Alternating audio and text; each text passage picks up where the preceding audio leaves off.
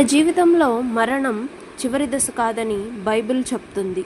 ఇది ఒక ప్రారంభం. దైవరాజ్యంలోకి నడిపించే మార్గమా లేక శాశ్వత నాశనానికి దారి తీసేదా?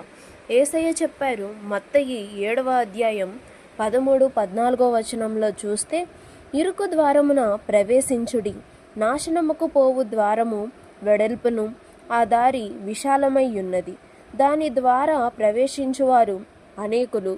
జీవనముకు పోవు ద్వారము ఇరుకును, ఆ దారి సంకుచితమై యున్నది, దాని కనుగొనువారు కొందరే. అంటే ఇక్కడ ఇరుకు ద్వారం చిన్నగా ఉన్న అది శ్రేష్టమైనది, యెహోవా ఎంచబడిన మార్గం.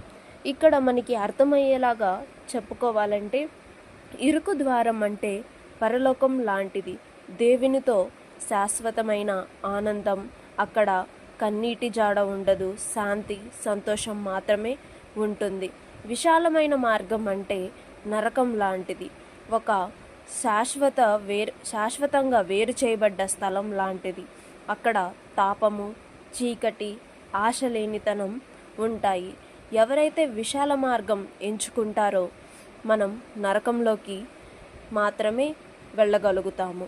ఇరుకు మార్గాన్ని ఎవరైతే ఎంచుకుంటారో మనం పరలోకానికి మాత్రమే చేరుకోగలుగుతాము.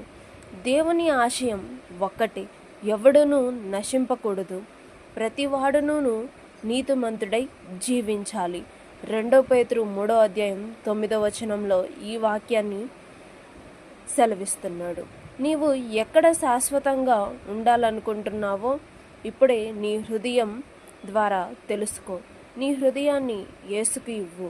ఆయన మార్గం వలె నీవు పరలోకానికి నడిచిపోతావు. ఈ వీడియో కనుక మీకు నచ్చితే లైక్ చేయండి, షేర్ చేయండి, తప్పకుండా సబ్స్క్రైబ్ చేసుకోండి. Thank you.